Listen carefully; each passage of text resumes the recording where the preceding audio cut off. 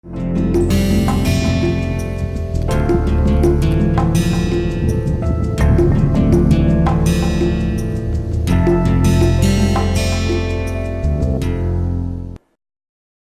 back. So in the last lecture we were discussing exergy. We will continue our discussion, particularly fixed mass or closed system. Okay. So consider system where the state changes from, let's say, 1 to 2. So this is your system state. Okay. So you can consider this system having interaction. So this is system, let's say at T, okay, and having a heat and work interaction, and heat flows from surrounding to the system, and surrounding temperature is T0, let's say, and T0 is greater than T. T is your system temperature. Now considering this is a finite temperature, hence it is irreversible. So to make heat transfer, okay, reversible, what we are going to consider Carnot engine,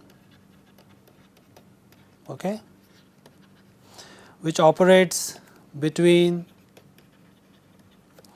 T0 and T, and it receives some Q0 from surrounding and produce some work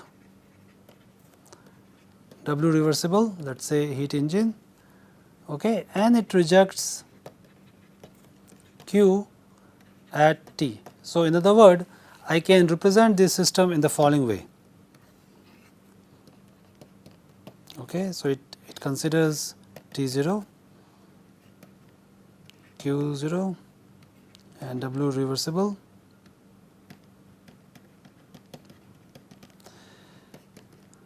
Q, and this is your system. Okay. So the other thing which we will be assuming is that the system in this process changes its volume. Okay. So let us now assume that volume of the system increases from V1 to V2. Okay. So in other words, what we are saying is that during this process, system does work against the surrounding. Okay. So this is the work would be corresponding to P0 V2 minus V1. Okay. So now what we can do is we can find out what is the maximum work corresponding to this system, or maximum work which can be maximum work delivered by the system. So this is going to be your reversible work by the heat engine plus W by the system minus the work against the surrounding. Okay, so this is going to be your W max. Okay, we can find out the W reversible heat engine value by simply doing energy balance. So W reversible work done by the Carnot engine would be W reversible heat engine is Q0 minus Q. Okay, and we know that for a reversible heat engine, your Q0 by T0 is nothing but Q by T. Okay, so this is by for the Carnot engine which we have earlier developed, and this is nothing but your S2 minus S1. Okay, so this is based on the fact that your ds for the reversible case is delta Q by T, and then this integral would be this for the case of reversible, and thus your change in entropy would be simply your Q0 by T0 or Q by T. Now we can simplify the expression of work maximum. This can be written in the following way. your W reversible heat engine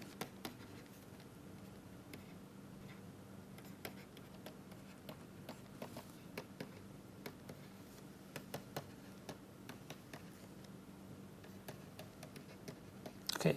So, let me also make a point here that your W, we can also do a energy balance, apply the first law of thermodynamics for the system, where we can write Q minus W as simply delta ES. This is for the case of your closed system. So, this is heat supplied and this is the work done by the system, okay. And this we can write as E2 minus E1. So, this also means that W is Q plus E1 minus E2, okay. We can express this here and write your W max as simply the following way: Q0 minus Q plus Q plus E1 minus E2 minus P0 V2 minus V1, okay. Now, this expression which we have written for reversible heat engine can now be made use. First, we can cancel these Q's and Q0 can be written as simply T0 S2 minus S1 plus E1 minus E2 minus P0 V2 minus V1, okay. And considering the kinetic energy and potential energy changes as 0, we can write this just simply U1 minus U2. So, I can rewrite this expression in this form: U1 minus my U2 plus P0 V1 minus V2 minus T0 S1 minus S2. So, note that what I have done is I have swapped this particular variable and the negative sign is now converted to positive, okay. So, we have rewritten in this way, okay. Now, this particular expression is what we are going to write as useful maximum, okay. This is nothing but your Exergy. In this particular case, we have taken your T0 greater than T, but this derivation is also true if you had taken your T0 less than T, okay. So, in other words, your Exergy is for the closed system is greater than or equal to 0, okay. So, now you can consider your T0 as a limiting case as an environment, and if that is the case, then U2 would become your corresponding surroundings. So, as I was saying that this if you consider your 2 to be your surrounding, then we can write the useful maximum for given state of a system in the following form, okay. So, we can write simply in this following way. So, we can write your W useful or total useful for a given system as simply U minus U0 plus P0 V minus V0 minus T0 S minus S0, okay, where 0 here is represent dead state, okay. So, what you are doing is you are changing your system condition for a given specified system state to corresponding to the taking the system state to the dead state, and during this process whatever the work which is being generated is the maximum possible work, okay, for in the considering this a reversible way you are able to do this operation. And this is the expression for the total useful work, where 0 subscript represent the dead state. In general, closed system may possess a kinetic energy or potential energy. So, you may have to write this expression or for the general expression of the Exergy, okay. So, this instead of saying W total useful, we are making use of this particular symbol X here for the Exergy of the system. One can rewrite this in terms of unit mass, where U becomes small u and the rest of the terms the mass cancels out. So, everything is in the specific unit. The change in an Exergy of a closed system is simply the change in x, that is x2 minus x1, and that can be written in terms of phi m times phi 2 minus phi 1. So, naturally this can be written as E2 minus E1. Now, since the kinetic energy is included, so we simply say E2 minus E1 plus P2 plus this term, the pressure multiplied by the volume term minus this term, okay, Or you can simplify this in terms of U, and of course you have to consider the kinetic energy difference and the potential energy difference if you want to expand your E. Okay, and thus your Exergy change for a closed system can be written as simply the change in the internal energy, P0 multiplied by the change in the volume, minus T0 multiplied by the change in the entropy, and the kinetic energy difference and the potential energy difference. Now this becomes Exergy change of a closed system. You can rewrite this expression in terms of unit mass basis as described in this form. Okay. In case of system is not uniform, one can also calculate Exergy, as Exergy is a state property. Okay. The reason for that is very clear, that other property which is associated with are state property, and hence you can simply integrate this over the volume. Okay. And that is what we here as we shown for other state property cases. Exergy for a nozzle, compressor, turbine, pumps, heat exchanger during in a given environment during steady state should be 0. Okay, because for a steady state there is no change in the energy conditions, and that means there is no change in the property of the system for the steady state, and hence Exergy for nozzles, compressor, turbine, pumps, heat exchanger has to be 0. Okay. As I was saying, that for the case of a closed system, the Exergy can be positive or 0 but cannot be negative. And the expression is true for cold system or hot system, which essentially means that the T of the system can be greater than the surrounding or the less than the surrounding. Okay, so because you can come up with any specific heat engine with and consider the system as your sink or the source. Okay, so the expressions are true for irrespective of the different signs of the temperature with respect to surrounding. So the expression which we have developed was for the case of a closed system. We can extend this expression for Exergy for the case of flow systems or flow streams. So let us consider this now. So the flow work here is nothing but is equivalent to boundary work by a fluid on a fluid downstream. So flowing fluid has to do work in order to displace the fluid here, and thus your PV is the flow work is nothing but your P0 work plus the W shaft. Okay, and thus you can write that Exergy associated with the flow energy is nothing but X flow PV minus P0V, and this is the amount which if you consider imaginary piston, this is the work which it does on the surrounding by displacing the air, and thus you have to subtract it in order to get the Exergy associated with the flow energy, or in other words, P minus P0 V is the Exergy associated with the flow energy. So thus you can write your Exergy of flow stream simply as X flowing fluid is nothing but X non-flowing fluid plus X flow. Okay, or that means you can write this as U minus U0 plus P V minus V0 minus T S minus S0. So we can have the kinetic energy and potential energy terms plus P minus P0 V. Okay, you can rearrange this in terms of U plus P minus U0 plus P 0 V0 minus T0 S minus S0, and these terms can be written as well, and this can be written as now H in terms of enthalpy H minus S0 minus T0 S minus S0 plus your kinetic energy plus potential energy. Okay, so thus your flow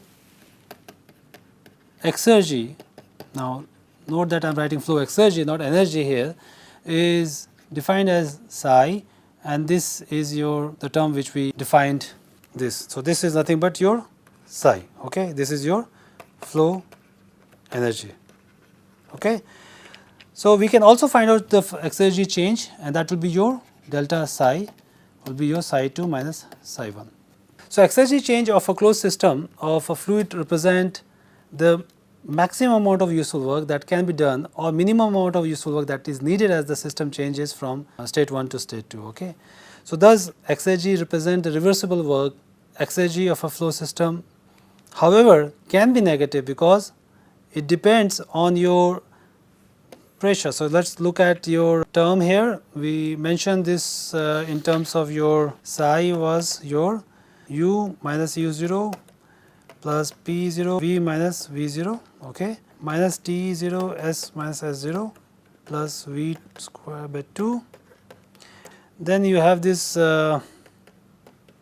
p minus p0, okay. So, if this turns out to be quite high, or in other words, if p is quite low than p0, then this would be negative term, and hence your psi for the flow system can be, or psi can be negative. There is a possibility of being negative as well. Okay. So, let me try to do an exercise here. So, this is your 200 meter cube rigid tank, contains compressed air at 1 megapascal and 300 Kelvin, and what we have to do is to find out the work which can be obtained from this air if the environmental conditions are 100 kilopascal and 300 Kelvin. So, we need to find out the exergy, okay, the maximum work which we can expect. So, the first thing we need to do is find out the mass, okay. So, the mass can be calculated from here. Then we need to find out your, it is a closed system. So, we are going to use x1 m phi 1, okay. And what is your phi 1? So, phi 1 is your u minus u0 plus p0 v minus v0 minus t0 s minus s0. We will consider kinetic energy and potential energy to negligible, okay. Now, this term, since it is an idle gas, that is what we are going to assume for the air. This can be written as R T0 P0 P minus 1, okay. What about this? Now, we will be using the delta S for the idle gas. So, this is going to be Cp ln T1 by T0, okay, minus R ln P1 by P0, okay. Now, note that the temperature is not changing here, that means state 1 to state 2, your T is constant, only the pressure is changing, correct. So, if that is the case, this is 0 because u is same as u0 for the ideal gas, and this would be also 0, okay, because T1 is same as T0. Thus, this expression can be written as minus T0 minus of R ln P1 P0, okay. So, one can calculate this, and this would be, so x1 would be your maximum useful work which can be obtained from this compressed air stored in the tank in the specified environment, okay. So, that was the example illustrating the calculation of exergy of a closed system, and this would be the end of this lecture. In the next lecture, we will continue this discussion on exergy, okay. So, I will see you in the next lecture.